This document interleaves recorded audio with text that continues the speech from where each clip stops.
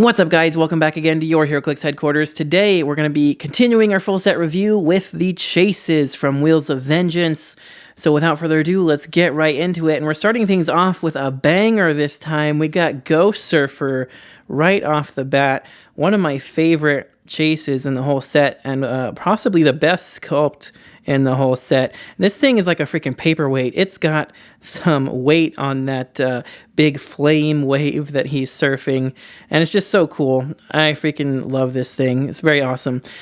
So then we'll take a look at his card here to see what he can do. So he's got the Mystics and Cosmic Energy team abilities, Avengers, Cosmic, Monster, Mystical, and Vehicle keywords. And then his first trait here says, when Ghost Surfer moves after resolutions, generate up to 4 fire smoke terrain markers in any squares he moved through, then make a close attack targeting an opposing character he hasn't attacked this turn, occupying any fire terrain marker regardless of adjacency. At the beginning of your next turn, deal 1 damage to each character occupying those markers, then remove those markers. So long trait, but pretty awesome. So whenever he moves, he gets to make up to 4 fire smoke terrain markers in squares he moved through, and then after resolutions of moving, he gets to make a close attack on anybody that's occupying a fire smoke terrain marker. Doesn't have to be one he just made. It could be like any one. He just has to move to trigger that. And the cool thing is, if he uses hypersonic speed, that involves 2 moves, so he will get to trigger that twice and attack 2 different characters that he has not yet attacked this turn.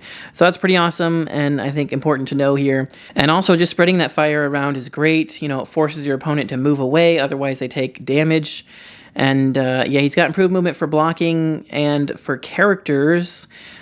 He destroys blocking and can move through characters, so it's great to move through your opposing characters and then just drop that right in their squares. And then he gets to make all those free attacks against them, and of course, like I said, get that extra fire damage and stuff, or make them move. But he's got 3 different point values, either 200 with hypersonic, with 12 attack, 18 invincible, 4 damage, or 100 points, you've got running shot, the 18 impervious and 4 damage, 11 attack, or for just 40 points, you've got sidestep with a 10 attack, poison, 17 invuln. Honestly, I like him better either at 100 or 40, giving him a hell cycle for hypersonic, just so he can make those 2 attacks. I don't really think the 200 point line is quite worth it. I don't think those 3 clicks are quite worth the extra 100 points. So I would keep him either at 100 or 40 to really maximize him. And the main reason I really like him at 100 is the special attack power he has here. But first of all, we'll take a look at this trait that says, when an opposing character within range uses willpower and succeeds after resolutions, you can deal them 1 penetrating damage. That's awesome. Just free damage, or just makes them not want to roll willpower. They have to kind of choose, is it worth it to try to get it and remove the token if I'm going to take a click, you know? But anyway, special attack power gives him energy explosion and penetrating psychic blast, and damage dealt to opposing characters occupying any fire terrain markers is penetrating. I love that because that is just like worldwide, you know, map wide, doesn't matter. As long as they're opposing and they're in a fire smoke terrain marker, they will take penetrating damage, not just from him, from anything. Anything they take damage from will be penetrating. So if they get knocked back and they happen to land, you know, adjacent to a wall or something that has a fire marker in that square, boom, that knockback's penetrating. You know, just anything like that. If they get punched by one of your other characters, that's penetrating if they're in fire. So a really cool thing to note. So yeah, I really like this guy a lot. I've already played him a couple times. Played him, like I said, with the Hell Cycle to give him that hypersonic. Like I said, I think at 100 points, he's really good with the 11 attack, 4 damage. And he can make like 3 attacks a turn because you can hypersonic in, you know, attack regular, hypersonic back out, drop the smoke, and then you get to attack up to 2 characters because you triggered it twice from moving twice. As long as you haven't attacked those characters yet. So basically can attack 3 separate characters every turn with 11 attack, 4 damage that will be penetrating. And I think that's, you know, I think that's pretty much worth the 100 points. Although I do like him a lot also for 40 points because, again, if you give him that hypersonic, he also has sidestep, so he can actually trigger it a 4th time. Although he will only have a 10 attack, 3 damage to work with, and he won't do the penetrating because he doesn't start with that special attack power. Still, you know, hypersonic in, you know, make an attack, hypersonic back out, drop some fire terrain, You triggered it twice, so you get 2 attacks. And then sidestep and attack a 4th character that you have not yet attacked this turn. So a lot of potential there at the 40-point line as well. I'm actually considering trying to get a second one of him so I can run 2 of them at 40 points with, some Hell Cycles equipment. So yeah, I think he's really awesome. I think he has a lot of potential for sure. It looks really fun. The sculpt is 10 out of 10. The dial's pretty good. I honestly didn't think he was that great at first, but once I realized that the hypersonic triggers it twice, I was like, okay, that's pretty good. Although I still wish it wasn't, I just wish it was attacks. I wish you didn't have to, be on characters you didn't already attack, because sometimes you want to attack the same character multiple times, like if they just have one really big character or something. But, still great character, 10 out of 10. One of my favorite figures of the set for sure. All right, but next up we've got the Spider Knight here, who, pretty cool, I like the Spider Knight guy, the armor. It's like a Spider-Verse character. I'm just a big Spider-Man fan, so yeah, not too bad. Although I think I just broke the ear off of this one, unfortunately. Does kind of suck. I dropped him a second ago, and I heard something fly somewhere, and I noticed the ear was missing, so I think I just broke him again, because he was already broken in the booster. So unfortunate for Spider Knight. Poor guy. I will try to find his ear later, but he has Spider-Man family, animal, armor, past, warrior, keywords, Spider-Man team ability, of course. I really just wanted this guy because, like I said, I'm a Spider-Man fan, but I just kind of look at that dial full of 10 attacks, and I'm like, womp womp.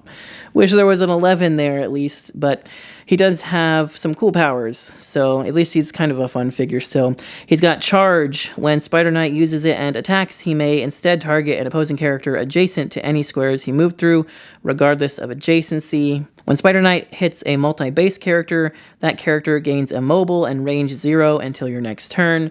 So that is kind of nice. There's a lot of multi-base characters now thanks to this set. So if he hits one of them, they at least can't move for the turn, which is really good against characters, like the Ghost Riders, even like the, Pegasus Captain America, all that kind of stuff. Stopping them from moving is great. I think the whole Joust thing is pretty cool and thematic because he does have improved movement for, being able to move through characters, but still has to break away normally.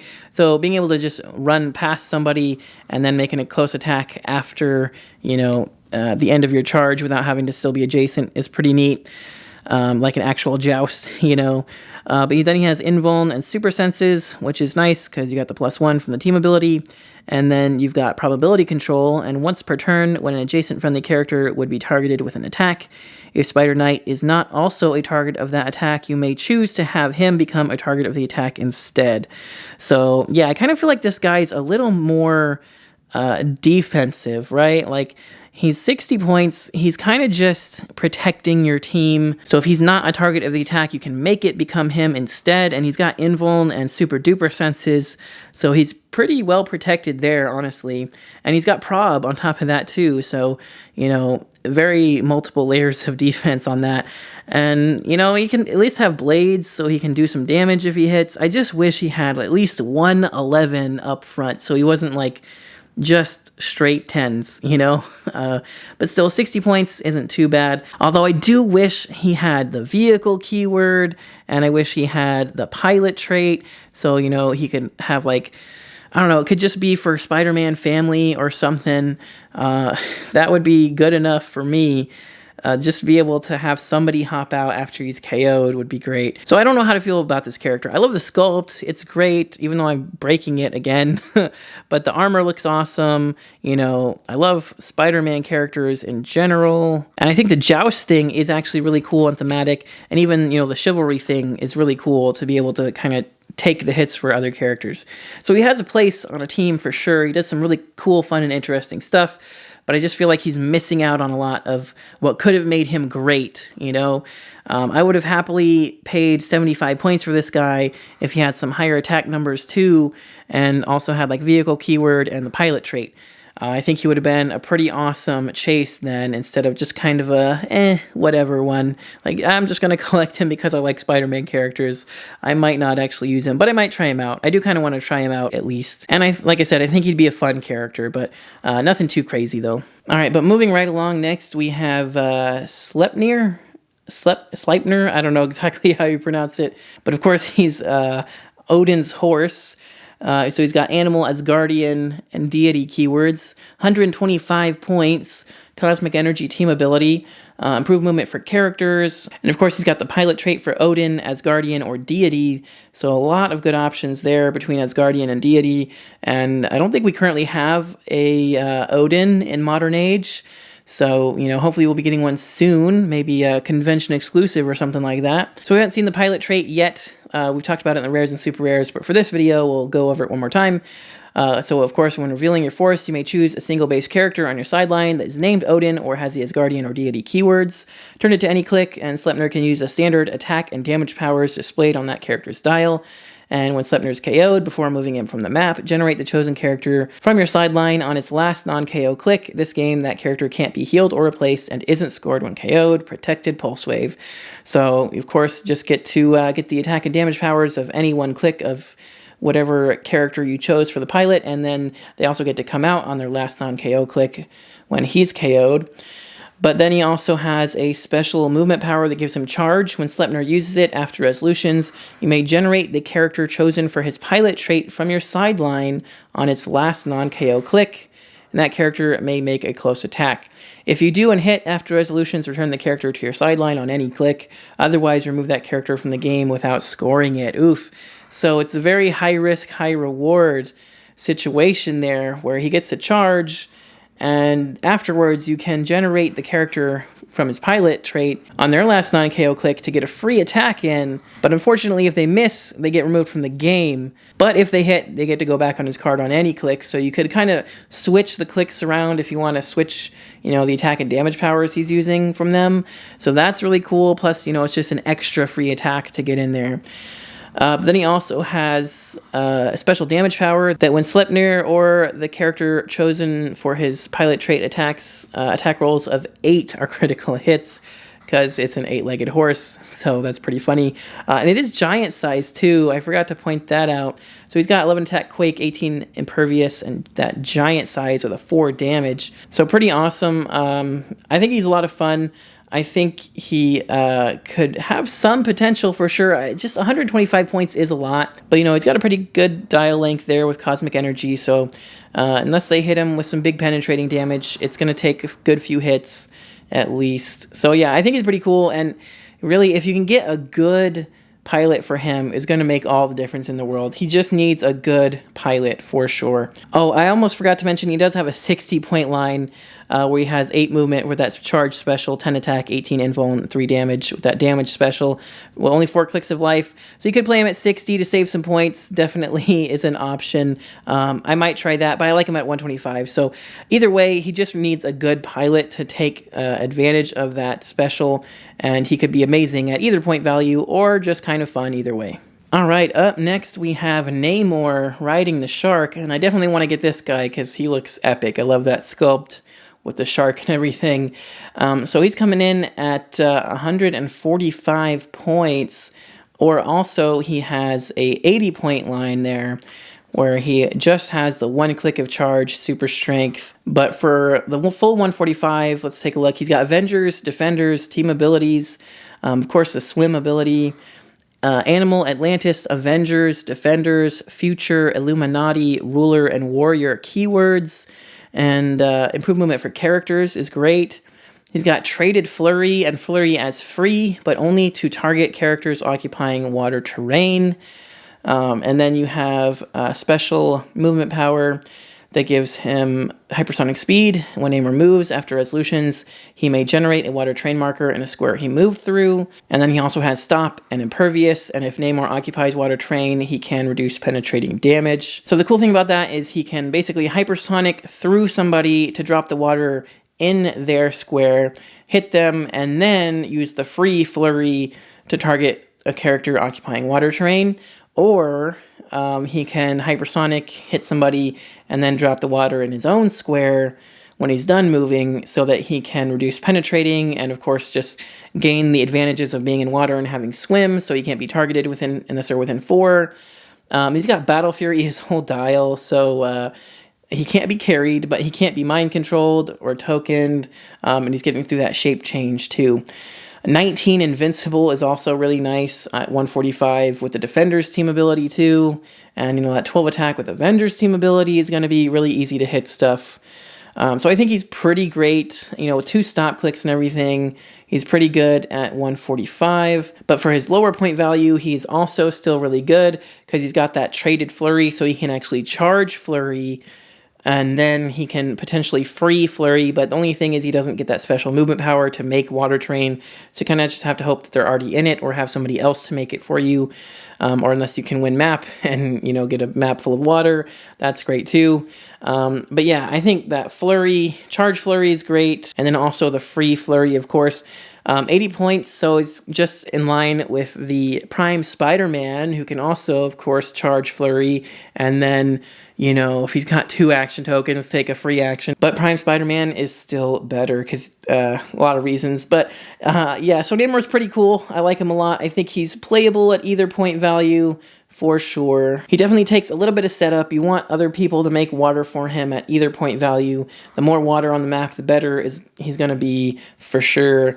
But that's just kind of how Namor is, right? So yeah, I think great sculpt on this guy. Very fun dial. Very cool. Lots of damage potential with the free flurry if they're in water. I think this guy would actually also be fun to play with Falcon. Because, he's multi-base and he can't be carried, but Falcon can still place him, so you can get some extra reach out of him that way for an Avengers team. And then, if you can catch somebody in water, he can do a frick ton of damage to them in one turn, so that's great. But yeah, I like this Namor a lot. He looks really fun. Next up, though, another one of my favorites, and I'm so glad that I pulled this guy. I was very happy to see him. And yeah, this guy's freaking awesome. Just, of course, Wolverine on the motorcycle, and that sculpt just doing that awesome move from the movie, the Wolverine Origins movie. Probably the only cool part of that movie where he's just like, and that whole freaking helicopter exploding and everything. Pretty awesome. But anyway, taking a look at his card here, he's got X-Men team ability. Alpha Flight, Weapon X, X-Force, X-Men, Animal, Martial Artist, Soldier, and Vehicle keywords. Got the pilot trait for Wolverine, Alpha Flight, or X-Men keyword characters. So if they're named Wolverine or they're Alpha Flight or X-Men and they're single-based, then you can use him as a pilot. So you can't use like the Iconics Wolverine because he's also, extended base, double base, whatever you call it. But yeah, 95 or 60 points. And he's got some specials here. His first trait says when Wolverine moves after resolutions, he may choose up to 2 non-debris terrain markers adjacent to any squares he moved through and place them adjacent to himself. So you can move around things like, fire terrain or water terrain or grave markers or any other special terrain, even like big hunks of elevated, and just place them adjacent to himself after moving, so you can clear out huge chunks.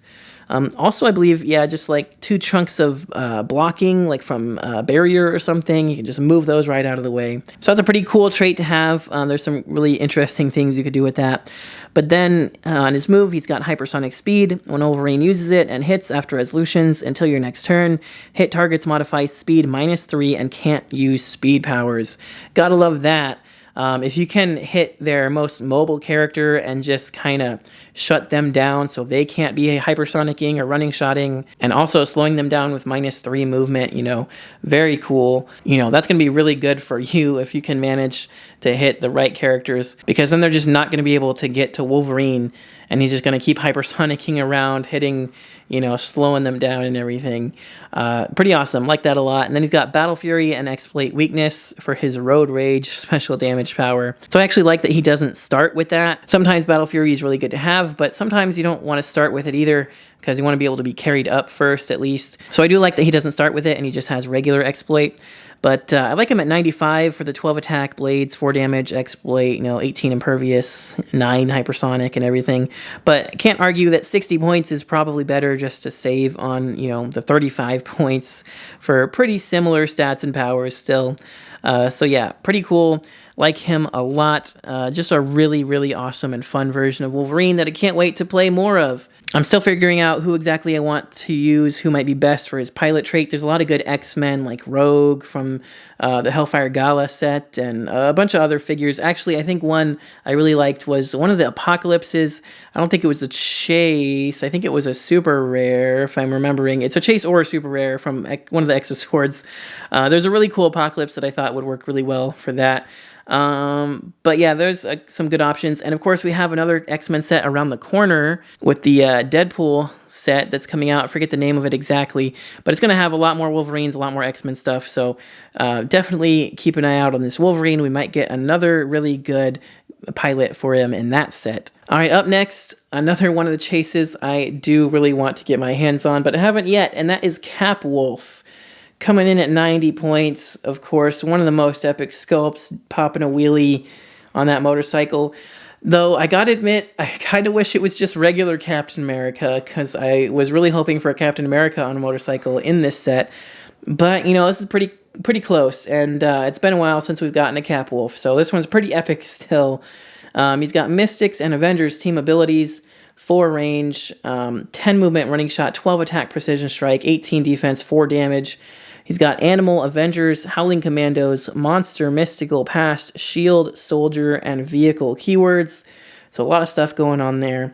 Improved movement for Elevated and Characters is great. And improved targeting for Elevated is amazing as well. And then he's got the pilot trait that is called Wolf on 2 Wheels, which I think is funny because all the other ones are very specific. But this one allows him to have a pilot that is named Captain America or has the monster keyword and turn it to any click. So pretty cool. Lots of good Captain Americas and especially lots of amazing monsters. Of course, number one that everybody's going to already is the Legacy card Hulk. And I'll talk a little bit more about why that is in a moment. But he's got another trait here that says at the beginning of the game, generate up to 3 werewolves on their red starting line. He's got leadership, and when he uses it and succeeds after resolutions, he may generate a werewolf on either starting line. So you're going to want to probably own like 5 werewolves for this guy, because he's going to generate 3 at the start, and you're going to want a couple extras for whenever he hits leadership. And it's just so great that he brings in 3 werewolves on their 15-point starting line. So that's 45 points worth of characters. Essentially makes this crazy dial of his only 45 points, because you get all of those extra characters in. And then every time he hits leadership, he generates another one on either starting line. So that's a 30 or 15-point character. Depending on the situation, I'd probably go just with the 15, even though they're easier to kill. They're not giving away as many points when they are killed, and that's kind of important sometimes. And they still have similar stats and powers and everything to the 30-point option, just for the few extra clicks of health. But it really depends, you know, on the situation. But then also, because he's a werewolf, he's got the Moon trait, and for his, you get to roll at the beginning of the turn, and on a 1 through 4, you get shape change. And on a 5 or 6, you get free, generate the character chosen for his pilot trait on its last non-KO click, and that character makes an attack after resolutions, return it to your sideline on any click. So as long as you can roll a 5 or 6 a couple times during the game for that, you can pop out your pilot to get some free attacks in, and that's great. And then on his defense, he's got energy, shield, deflection, invulnerability, and super senses. So yeah, running shot with a 12 attack and precision strike for 4 damage. You know, we got really good defense power there for most of his dial. Then he's just got steel energy and regen on the back couple clicks there to heal back up.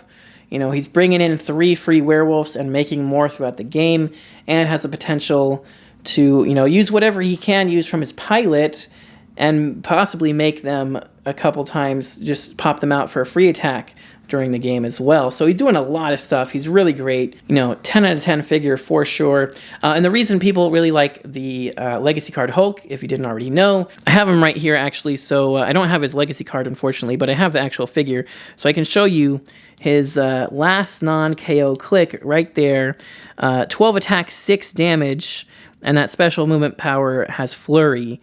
So yeah, he can make an attack. Well, you can't make it the flurry attack because it just pops him out, makes the attack, and then goes away. But yeah, 12 attack, 6 damage popping out for a free attack is nuts.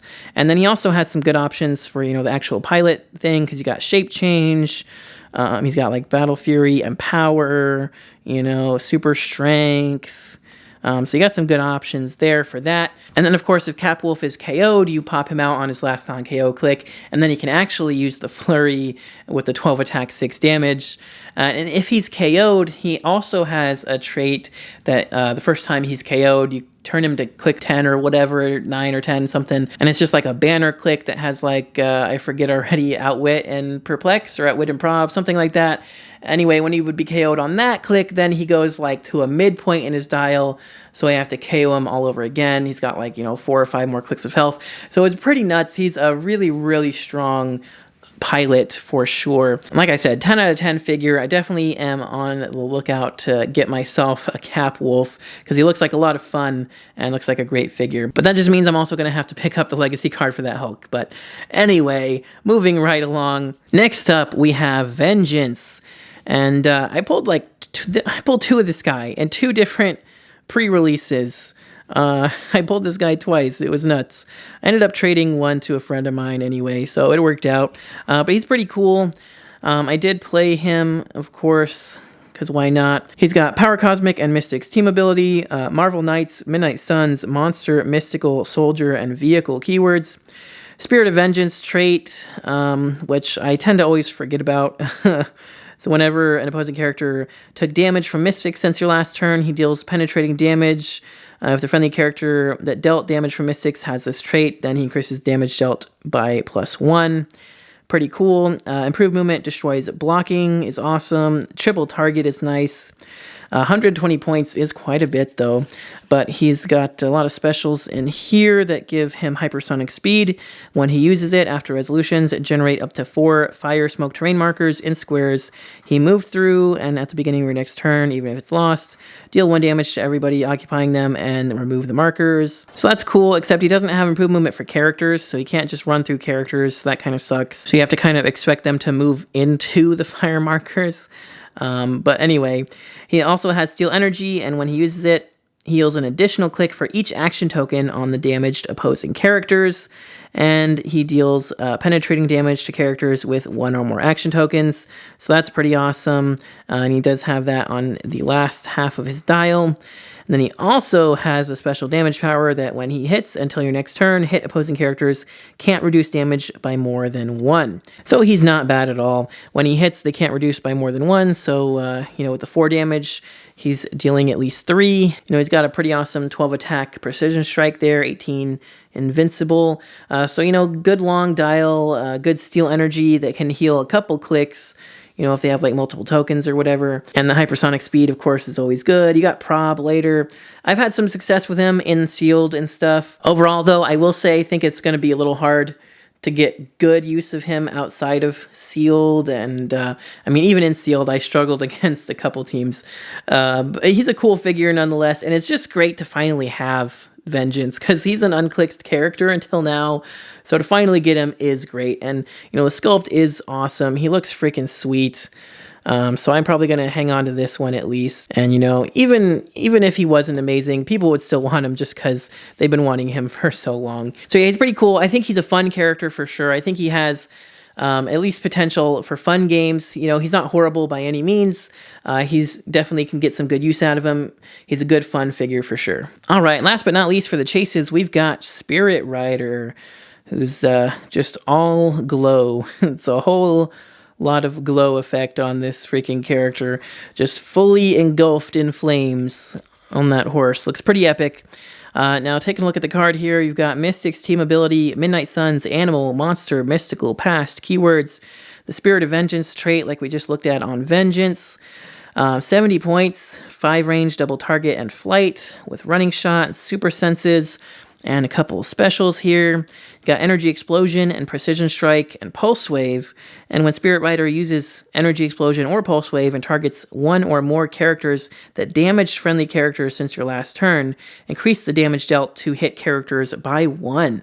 That's pretty epic. So when you try to get that retaliatory attack in with Energy Explosion or Pulse Wave, potentially hitting everybody for 2 damage or 3 damage with Energy Explosion, pretty nuts. Lots of damage potential there. Then you got prob control and shape change, and when Spirit Rider uses probability control to target a friendly character, and the final result is a miss, after resolutions remove an action token from that character. So not bad, you know, prob it, they miss, oh well, at least you get to take their token off, like they didn't even attack at all. So yeah, I think you got prob, super sensitive shape change, you got running shot with energy explosion and pulse wave, all for only 70 points. Pretty strong figure. Spirit of Vengeance trait is great too, so you get to increase damage dealt by +1 during the attack. So what's really cool is I think that kind of stacks because it increases damage dealt, which is something I hadn't really thought of actually till now. So if they were to hit one of your other Spirit of Vengeance characters, Spirit Rider would be pretty OP because you get the increased damage dealt +1 during the attack, and if you're pulse waving, you're increasing damage dealt to all hit characters by 1 as well. So I think Spirit Rider is pretty great with all those powers stacked together, and you could get some great use out of the Spirit of Vengeance trait here, getting that +1 to damage dealt. If you're using that with the energy explosion or the pulse wave, I think that would work because it's +1 damage dealt, not damage value, so I think that would combo with those powers still. And then you have, you know, the additional increased damage dealt on those. So you could do like a 3 damage pulse wave or a 4 damage energy explosion. That'd be pretty nuts. So yeah, I think Spirit Rider actually has some potential for sure. Maybe not as flashy as some of the others, but I really like the power combos on it. And only 70 points, pretty fair. I think it's got some pretty awesome potential and pretty great sculpt too, with all the flames and everything. So yeah, pretty cool figure all around, but that is going to do it for the chases, you guys. As always, if you enjoyed the video, make sure you smash that like button. It does help me out a lot. And don't forget to click that subscribe button so you don't miss any future videos. Let me know all your thoughts and opinions in the comments below, but if you guys would like to help support the channel even more, don't forget to check the links in the description for the Patreon or hit that join button down there for the YouTube memberships. Either way, for as little as $1 a month, you get to join in on all of our monthly giveaways, and you get to see your name here in the credits with all these other awesome people. So if that interests you, make sure to check that out. But that's going to do it for this one, you guys. Thanks again so much for watching. Till next time, this has been Heroclix Headquarters, signing off.